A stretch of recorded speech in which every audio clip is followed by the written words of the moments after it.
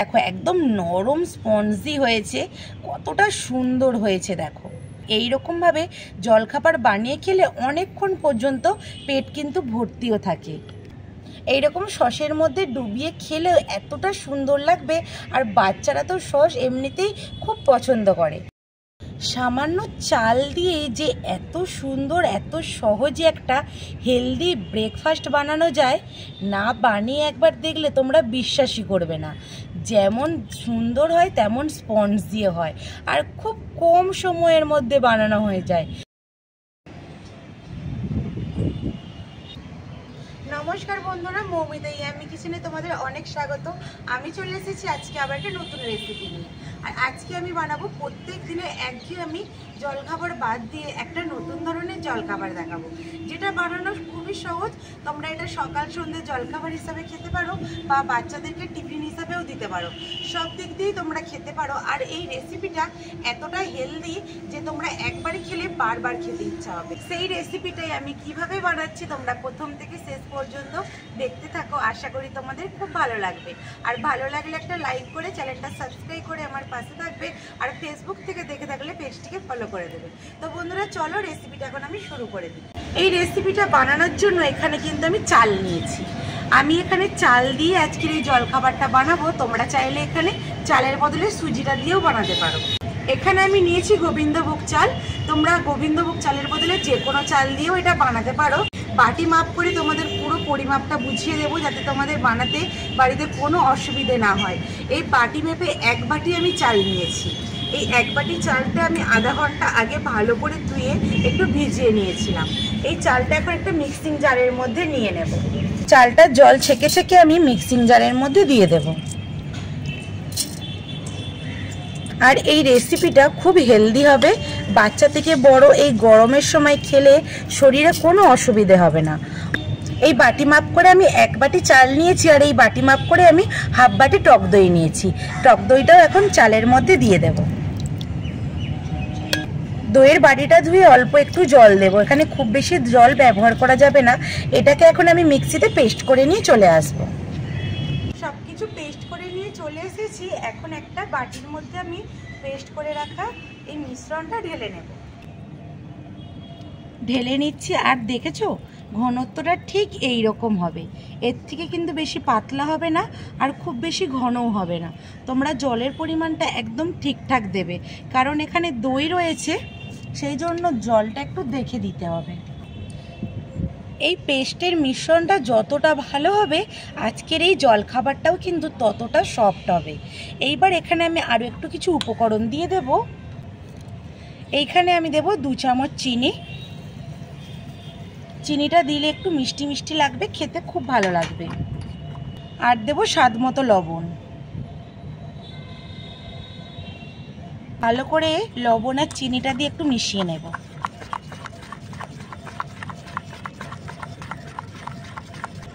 চিনিটাও এখানে আমার খুব ভালোভাবে গলে গেছে, আমার ভালোভাবে ফেটানোটাও হয়ে গেছে।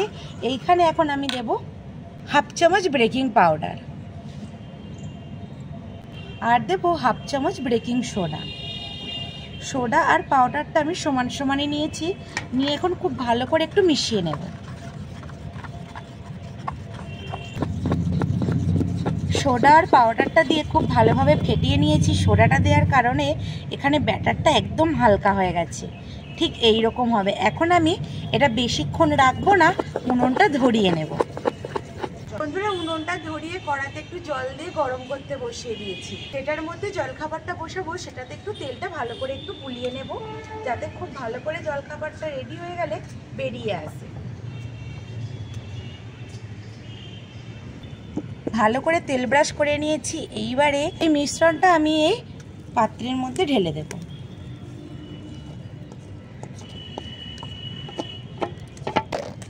এইভাবে একটু ভালো করে ঠুকে সেট করে নেব, যাতে ভেতরে হাওয়া থাকলে বেরিয়ে আসে। এখানে জলটা গরম হয়ে গেছে। এখন এই বাটিটা আমি বসিয়ে দেব জলখাবারটা রেডি করার জন্য। দিয়ে ঢাকনাটা চাপা দিয়ে দেব। আর এইরকমভাবে আমি প্রায় 10 মিনিট রাখবো। 10 মিনিটের মধ্যে এই জলখাবারটা রেডি হয়ে যাবে। 10 মিনিট হয়ে গেছে, চাপাটা খুলে দেখবো আজকের এই জলখাবারটা কত দূর হয়েছে। কতটা সুন্দর ফুলেছে দেখো বন্ধুরা, এত সুন্দর ফুলেছে আর একদম নরম সফট হয়েছে। একটা ছুরি নিয়েছি, ছুরি দিয়ে আমি এইভাবে একটু দেখে নেব ভেতর পর্যন্ত হয়েছে নাকি। এই দেখো বন্ধুরা, একদম পরিষ্কার বেরিয়ে এসেছে ছুরিটা, কোথাও একটুকু আমার এই ব্যাটারটা লেগে নেই। এখন আমার জলখাবারটা খুব ভালোভাবে রেডি হয়ে গেছে। এখন আমি কড়া থেকে নামিয়ে নেব, আস্তে আস্তে তুলে নেব। আর বন্ধুরা, আমি এখানে গোবিন্দভোগ চাল দিয়ে আজকের এই জলখাবারটা বানিয়েছি। এতটা সুন্দর গন্ধ বেরিয়েছে, মানে তোমরা একবার না বানালে এই গন্ধটা তোমরা বুঝতেই পারবে না যে গোবিন্দভোগ চালের এমনি একটা খুব সুন্দর সেন্ট রয়েছে। এইভাবে এই জলখাবারটাও বানিয়েছি, এতটা সুন্দর গন্ধ উঠেছে। জলখাবারটা ঠান্ডা করতে দিয়েছি। জলখাবারের ওপরটা সাজিয়ে দেওয়ার জন্য একটা তড়কা বানিয়ে নেব। তার জন্য কড়াটা ধুয়ে পরিষ্কার করে আবার বসিয়ে নিয়েছি। কড়ার মধ্যে দিয়ে দেবো তেল। কড়ার মধ্যে সামান্য আমি তেল দিয়ে দিলাম। এইবার দেবো কালো সরষে। এখানে একটু আমি কারি পাতা দেবো। কারি পাতাটা দিলে খুব সুন্দর একটা গন্ধ আসে। কারি পাতাটা আমি আগে থেকে পরিষ্কার করে ধুয়ে নিয়েছিলাম। কারি পাতাটাও দিয়ে দিয়েছি। দিয়ে একটু ভালো করে এইভাবে একটু নেড়ে চেড়ে একটু ভেজে নেব। হয়ে গেছে, এবার এটা নামিয়ে নেব। এটা এখন একটু নামিয়ে রাখবো। বন্ধুরা, এখানে জলখাবারটা ঠান্ডা হয়ে গেছে। সাইডটা আমি একটু ছুরি দিয়ে ছাড়িয়ে নেব। ছুরি দিয়ে সাইডটা একটু এরকম করলেই চারি সাইডটা ছেড়ে যাবে খুব ভালোভাবে, তখন থালার মধ্যে এটা পড়ে যাবে। ছাড়িয়ে নিয়েছি, এখন একটা থালা এইভাবে উপর করে দেব, এইভাবে উল্টে দেব। দেখো কত সুন্দরভাবে পড়ে গেছে, দেখতে কতটা সুন্দর হয়েছে। নিচেরটাও যতটা সুন্দর আর ওপরেরটা দেখো আরও বেশি সুন্দর দেখতে লাগছে। এটাকে এখন আমি একটু কেটে নেব। এবার এই জলখাবারটা আমি এইভাবে একটু লম্বা লম্বা করে কেটে নেব। তোমরা তোমাদের মতো ডিজাইন করেও কেটে নিতে পারো। আমি এইভাবে লম্বা করে কেটে নেব।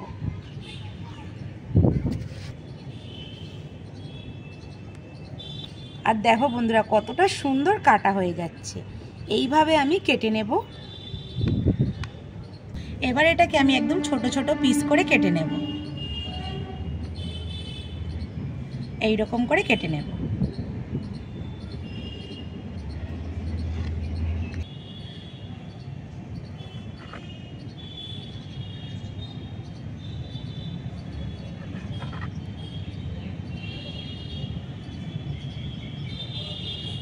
বন্ধুরা, এখানে কেটে একটা প্লেটের মধ্যে আমি দেখো সাজিয়ে নিয়েছি। দেখতে কতটা সুন্দর লাগছে। আর এখন যে তরকাটা বানিয়ে রেখেছিলাম, এটা এখন ওপর থেকে দিয়ে দেব। এটা দিলে খুব বেশি দেখতে সুন্দর লাগে। বন্ধুরা, এখানে তরকাটা দিয়ে সাজিয়ে দিয়েছি। জানার পরে দেখতে আরো কতটা সুন্দর লাগছে। দেখলেই যে কোনো মানুষেরই খেতে ইচ্ছা হবে। আর এইরকম একটা হেলদি ব্রেকফাস্ট তোমাদের যদি সকাল বা বিকালের টাইমে থাকে, তাহলে তো আর কোনো কথাই নেই। আর এইরকমভাবে জলখাবার তোমরা স্কুলের বাচ্চারা যখন স্কুলে যাবে তখনও বানিয়ে দিতে পারো। আর এই সস দিয়ে খেলে এই জলখাবারটা খুব সুন্দর লাগে খেতে। আর একটা আমি দেখাচ্ছি কতটা সুন্দর হয়েছে। দেখো একদম নরম স্পঞ্জি হয়েছে, কতটা সুন্দর হয়েছে দেখো। আর এই দেখো এতটা সুন্দর হয়েছে। আর এইরকমভাবে জলখাবার বানিয়ে খেলে অনেকক্ষণ পর্যন্ত পেট কিন্তু ভর্তিও থাকে। এইরকম সসের মধ্যে ডুবিয়ে খেলে এতটা সুন্দর লাগবে। আর বাচ্চারা তো সস এমনিতেই খুব পছন্দ করে। এরকমভাবে দিলে বাচ্চারা কিন্তু খুব সুন্দরভাবে খেয়ে নেবে।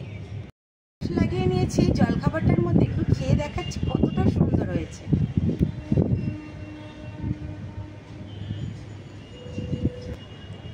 বন্ধুরা, এতটা সুন্দর হয়েছে, মুখে দিলেই মিলিয়ে যাচ্ছে। অবশ্যই তোমরা বাড়িতে একবার ট্রাই করে দেখো। বন্ধুরা, আজকের রেসিপিটা আমি এখানেই শেষ করছি। কেমন হয়েছে অবশ্যই কমেন্ট করে জানাবে। বন্ধুরা, তোমরা রেসিপিটা দেখার পরে প্লিজ একটা করে লাইক দিয়ে দেবে। তোমাদের একটা লাইক আমার কিন্তু আরও উৎসাহ লাগে অনেক নতুন নতুন রেসিপি বানানোর। তাই জন্য তোমরা প্লিজ একটা করে লাইক দিয়ে দেবে আর বন্ধুদের সাথে শেয়ার করবে। আর আমার চ্যানেলটা যেই নতুন বন্ধুরা দেখছো, এখনও চ্যানেলটা সাবস্ক্রাইব করোনি, তারা প্লিজ আমার চ্যানেলটা সাবস্ক্রাইব করে আমার পাশে থাকবে।